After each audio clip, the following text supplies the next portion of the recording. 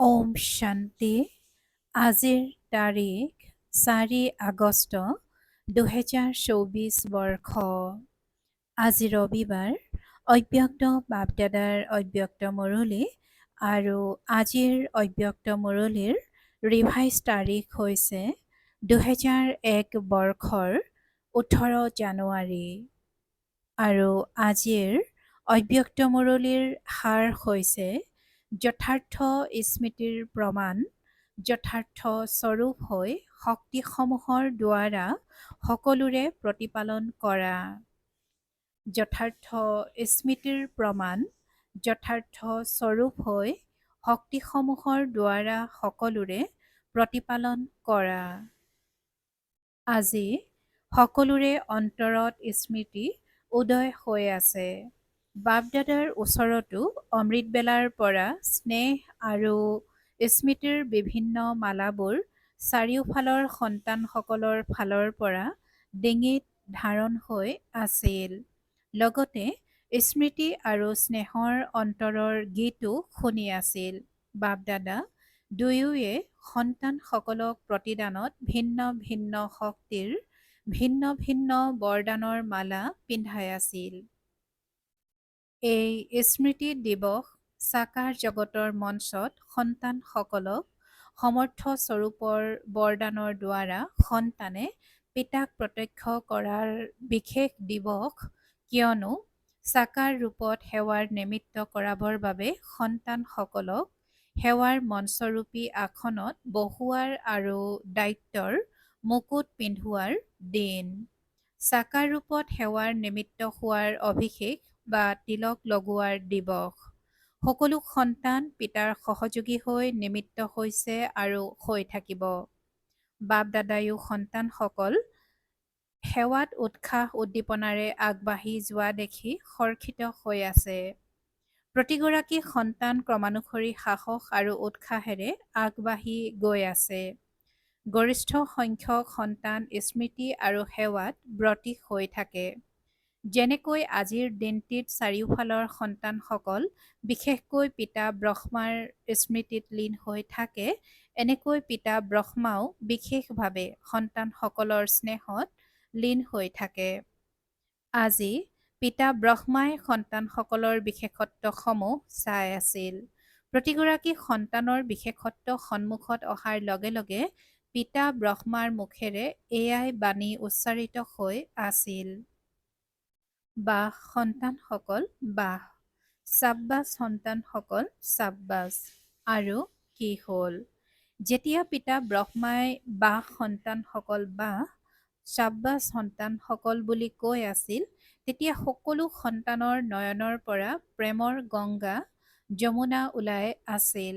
প্ৰতিগৰাকী সন্তান প্ৰেমৰ নদীত লীন হৈ আছিল। এয়া আছিল সূক্ষ্মলোকৰ দৃশ্য। সাকাৰ জগততো সকলো স্থানৰ নিজা নিজা স্মৃতি আৰু স্নেহৰ দৃশ্য বাপদাদাই দেখিলে। এতিয়া আগলৈ কি কৰিব লাগে? স্মৃতিটো থাকে, কিন্তু যথাৰ্থ স্মৃতিৰ প্ৰমাণ হৈছে স্মৃতিৰ দ্বাৰা সমৰ্থ স্বৰূপ হোৱা। স্মৃতি অতি শ্ৰেষ্ঠ। যেতিয়াই ব্ৰাহ্মণ হলা তেতিয়া বাপদাদাৰ দ্বাৰা যি জন্মসিদ্ধ অধিকাৰ প্ৰাপ্ত কৰিলা, সেয়া ছেকেণ্ডৰ স্মৃতিৰ দ্বাৰাই প্ৰাপ্ত কৰিলা। অন্তৰে জানিলে, অন্তৰত মন বুদ্ধিত স্মৃতি উদয় হ'ল, মই বাবাৰ আৰু বাবা মোৰ। এই স্মৃতিৰ দ্বাৰাই জন্মসিদ্ধ অধিকাৰৰ অধিকাৰী হলা। এই স্মৃতি সৰ্বশক্তিৰ চাবি হৈ গ'ল। এই স্মৃতি হৈছে সোণালী চাবি। মই বাবাৰ অৰ্থাৎ মই আত্মা। যেতিয়া নিশ্চয় জন্মিল যে মই আত্মা পিতাৰ সন্তান, তেন্তে নিশ্চয় হওঁতে কিমান সময় লাগিল? পাঠ্যক্ৰম পূৰা কৰোঁতে সময় লাগিল, কিন্তু যেতিয়া নিশ্চয় জন্মিল তেতিয়া কিমান সময় লাগিল?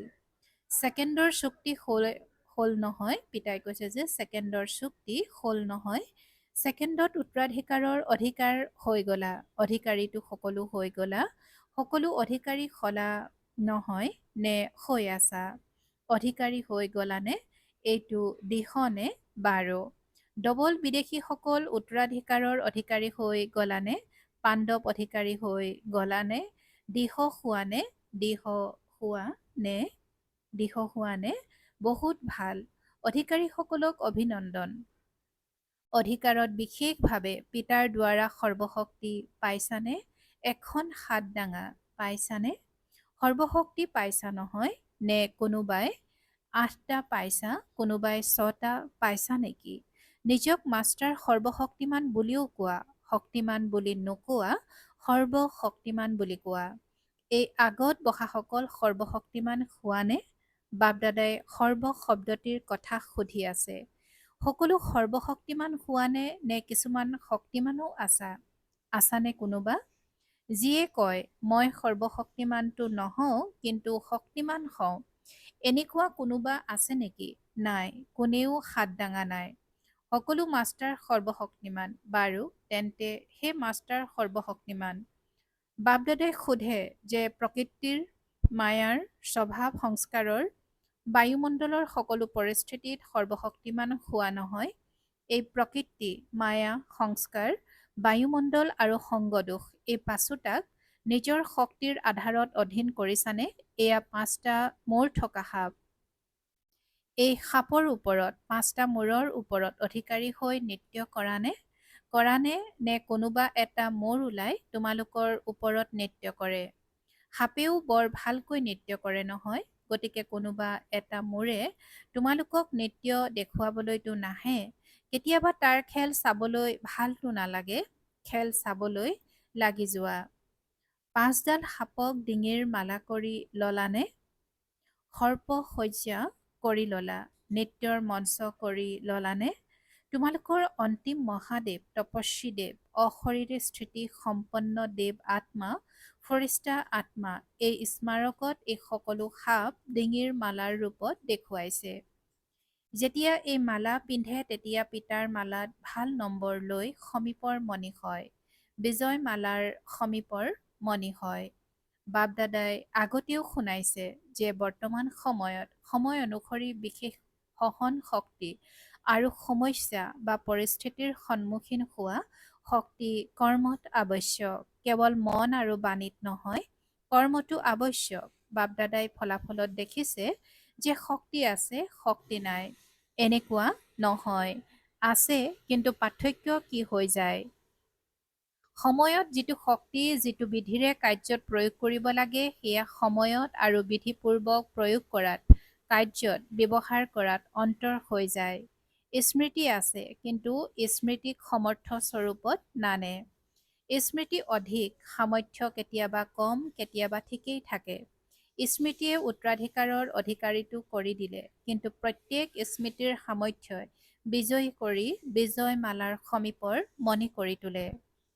সামৰ্থ্যক স্বৰূপত আনা, মনত আছে, বুদ্ধিত আছে, কিন্তু তোমালোকৰ স্বৰূপত সকলো কাৰ্যত প্ৰতিটো সামৰ্থ্য প্ৰত্যক্ষ ৰূপত আহিব লাগে। তেন্তে স্মৃতি দিৱসটো বহুত ভালকৈ উদযাপন কৰিলা। এতিয়া সামৰ্থ্যক স্বৰূপত আনা। যদি কাৰোবাক দেখা তেন্তে তোমালোকৰ নয়নৰ দ্বাৰা সমৰ্থ স্বৰূপৰ অনুভৱ হওক, প্ৰতিষাৰ বাণীৰ দ্বাৰা অন্যও সমৰ্থ হৈ যাওক। সামৰ্থ্যৰ অনুভৱ কৰক, সাধাৰণ বাণী নহয়। প্ৰতিষাৰ বাণীত সামৰ্থ্যৰ যি বৰদান পাইছা সেয়া অনুভৱ কৰোৱা। মন বুদ্ধিৰে শ্ৰেষ্ঠ সংকল্প আৰু যথাৰ্থ নিৰ্ণয় শক্তিৰ বায়ুমণ্ডল স্বৰূপত আনা। সাধাৰণ চাল চলনটো ফৰিষ্টাবোধৰ সমৰ্থ স্বৰূপ দৃষ্টিগোচৰ হওক। ডবল লাইটৰ নিজৰো আৰু আনৰো অনুভৱ হওক। এনেকুৱা হোৱানে? গতিকে চলোতে ফুৰোতে সমৰ্থ স্বৰূপ হোৱা আৰু আনকো সামৰ্থ্য যোগোৱা। পিতাই আজি পিতা ব্ৰহ্মাক ফুৰালে। ক'ত ফুৰালে? পিতা ব্ৰহ্মা অব্যক্ত হোৱাৰ পাছত যিসকল দেশ বিদেশৰ অব্যক্ত জন্ম লওঁতা আছে সেই সকলো ব্ৰাহ্মণক দেখুৱালে। সেয়া কিমান হ'ব? সাকাৰ ৰূপতকৈ অব্যক্ত ৰূপৰ ৰচনা বহুত বেছি আছিল। প্ৰত্যেক স্থানৰ অব্যক্ত ৰচনা আত্মাসকলক সূক্ষ্মলোকত প্ৰকট কৰিলে। শুনিছা? তাত তোমালোকো আছিলা নহয়? আৰু প্ৰত্যেককে বাপদাদাই বহুত স্নেহ দিলে, সমীপৰ দৃষ্টি দিলে আৰু অব্যক্ত ৰচনাক এটা বিশেষ উপহাৰো দিলে। এতিয়া ইয়াত যিসকল বহি আছা তেওঁলোকৰ যিসকল আত্মা সাকাৰ ব্ৰহ্মাৰ পাছত ৰচনাত আহিছা তেওঁলোকে হাত উঠোৱা। গৰিষ্ঠ সংখ্যকে বাৰু হাত নমোৱা। বাৰু যিসকল সাকাৰ ৰূপৰ ৰচনা তেওঁলোকে হাত উঠোৱা বহুত কম। আজিৰ সভাত বহুত কম আছে। গতিকে বাপ দাদাই প্ৰতিগৰাকী সন্তানক প্ৰকট কৰিলে কিয়নো সংখ্যাত বহুত আছিল। ইয়াততো বহিবও নোৱাৰিব। সূক্ষ্ম লোকলৈতো সকলো আহিব পাৰে। তাত যিমান ডাঙৰ স্থান লাগে সিমানেই স্থান আছে। সেয়েহে বাপদাদাই সকলোকে সূক্ষ্ম লোকত প্ৰকট কৰিলে অৰ্থাৎ নিমন্ত্ৰণ দি মাতিলে। সকলো বৰ আনন্দিত হৈ আছিল আৰু বাপদাদা তাতোতকৈও বেছি আনন্দিত হৈ আছিল। বাপদাদাই সেই ৰত্নসকলক উপহাৰ দিলে। বহুত সুন্দৰ দাগবিহীন হীৰাৰ বহুত চিকমিকাই থকা পদুম ফুল আছিল, য'ত এটি এটি পদুমৰ পাহিত ভিন্ন ভিন্ন শক্তিসমূহ আছিল, যিবোৰ ভিন্ন ভিন্ন ৰঙত জিলিকি আছিল। সেই দাগবিহীন হীৰাৰ পদুম ফুল তোমালোকে প্ৰকট কৰা। কিমান শোভনীয় হ'ব। প্ৰকট হ'লনে? প্ৰকট কৰিলানে? ডবল বিদেশীসকলে প্ৰকট কৰিলানে? শিক্ষকসকলে প্ৰকট কৰিলানে? পাণ্ডৱসকলে প্ৰকট কৰিলানে? আৰু মৰমৰ মাতাসকলে প্ৰকট কৰিলানে? মাতাসকল এই বিশ্ববিদ্যালয়ৰ বিশেষত্ব। পিতাই আজি মাতাসকলৰ কথা কৈছে যে মাতাসকল এই বিশ্ববিদ্যালয়ৰ বিশেষত্ব। সকলো কোনটো কথাত আচম্বিত হয় যে ইমানবিলাক মাতা আৰু শক্তি হৈ গ'ল, ইমানবিলাক মাতাই পবিত্ৰতাৰ ব্ৰত ধাৰণ কৰি দেৱীৰ ৰূপলৈ পৰিৱৰ্তন হৈ গ'ল। গৰিষ্ঠ সংখ্যাগৰিষ্ঠতা মাতাসকলকে দেখিবলৈ পোৱা যায়। পিতাই কৈছে যে সংখ্যাগৰিষ্ঠতা মাতাসকলকে দেখিবলৈ পোৱা যায়। সেয়েহে বাপদাদাই আজি অব্যক্ত ৰচনাক বহুত বহুত স্নেহ দিলে আৰু সূক্ষ্ম লোকত বাগিচাও প্ৰকট কৰিলে, পাহাৰো প্ৰকট কৰিলে আৰু লগতে সাগৰো প্ৰকট কৰিলে আৰু সকলোকে খুব ফুৰালে। ফুৰাৰ স্বাধীনতা আছিল। খেল ধেমালি নকৰিলে, বল আৰু বেট বল নেদেখিলে। কোনোবাই সাগৰত ঢৌ খেলি আছিল, কোনোবাই পাহাৰৰ ওপৰত বহি আছিল আৰু কোনোৱে বাগিচাত ঘূৰি আছিল। গতিকে আজি সূক্ষ্ম লোকত অব্যক্ত ৰচনাৰ ৰংগসভা আছিল। বাপদাদাই সকলোকে এইটোৱে বৰদান দিলে, সদায় সৰ্বশক্তিৰে জীয়াই থাকা, উৰি থাকা। গতিকে বাপদাদাৰ আজিৰ স্মৃতি দিৱসৰ বিশেষ মহামন্ত্ৰ হৈছে স্মৃতি স্বৰূপ হৈ সামৰ্থ্যক স্বৰূপত আনা, সম্পদসমূহ গুপ্ত কৰি নাৰাখিবা। প্ৰতিটো কৰ্মৰ দ্বাৰা বাহিৰত প্ৰত্যক্ষ কৰা যিকোনো আত্মা দৃষ্টিৰেই হওক বা মুখৰ বাণীৰেই হওক, নতুবা কৰ্মত একেলগে সম্পৰ্কত আহক, তেওঁলোকক সমৰ্থ হোৱাৰ সহযোগ দিয়া, সমৰ্থ স্বৰূপৰ স্নেহ দিয়া। বাপদাদাই এইটোও দেখিছে যে যিসকল নতুন নতুন সন্তান আহে তেওঁলোকৰ ভিতৰত কোনোবা এনেকুৱাও আত্মা আছে যিসকলক বাপদাদাৰ সহযোগৰ লগতে তোমালোক ব্ৰাহ্মণ আত্মাসকলৰ দ্বাৰা সাহস, উৎসাহ, উদ্দীপনা, সমাধান পোৱাৰ আৱশ্যকতা আছে। সৰু সৰু হয় নহয়, তথাপিও হওঁতে সৰু কিন্তু সাহস কৰি ব্ৰাহ্মণটো হৈছে নহয়। গতিকে সৰুসকলক শক্তিৰে প্ৰতিপালন কৰাৰ আৱশ্যকতা আছে। অন্য প্ৰতিপালন নহয়, শক্তি দিয়াৰ প্ৰতিপালনৰ আৱশ্যকতা আছে। গতিকে সোনকালে স্থাপনাৰ ব্ৰাহ্মণ আত্মাসকল তৈয়াৰ হৈ যাওক। কিয়নো অতি কমেও 5 লাখটো লাগে নহয়।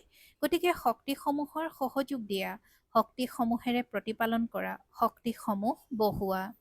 বেছি আলোচনা কৰাৰ শিক্ষা নিদিবা, শক্তি দিয়া। তেওঁলোকৰ দুৰ্বলতা নাচাবা, কিন্তু তেওঁলোকৰ যি বিশেষত্ব বা শক্তিৰ অভাৱ আছে সেয়া পূৰা কৰা।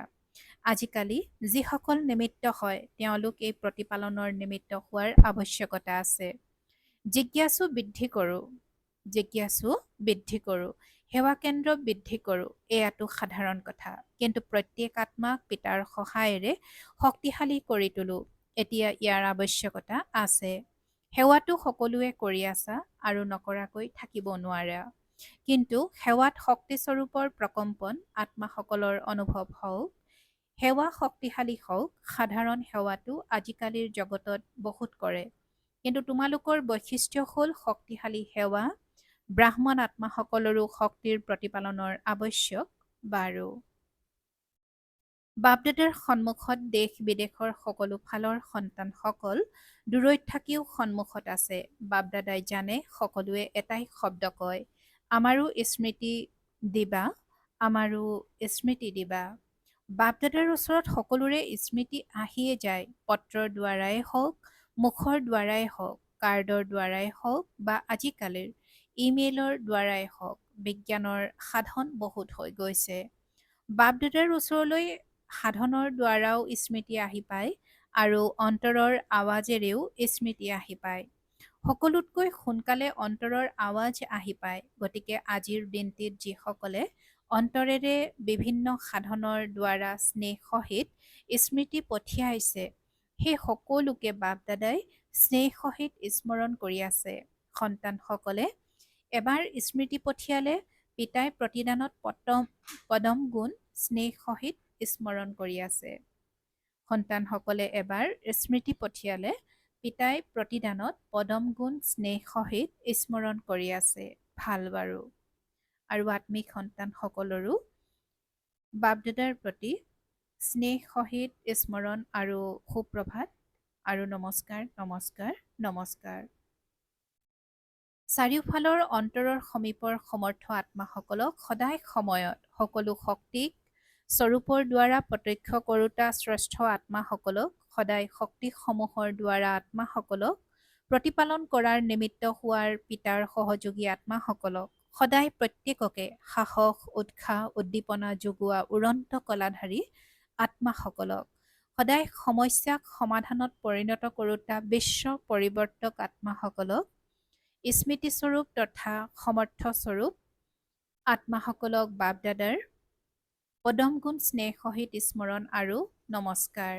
বাৰু, আজি বিশেষ এয়া সংগম ভৱন হয় নহয়, সংগম ভৱনৰ সকল আহিছে। তেওঁলোকৰো সেৱা কম নহয়। আজি বিশেষকৈ তেওঁলোকৰ স্মৃতি বাপ-দাদাই পাইছে। স্বাগত জনোৱাৰ সেৱাও কম নহয়। এনেয়েতো যিসকল শান্তিবনৰ সেৱাধাৰী তেওঁলোক সকলোৰে সেৱা ইজন সিজনতকৈ আগত ভাল।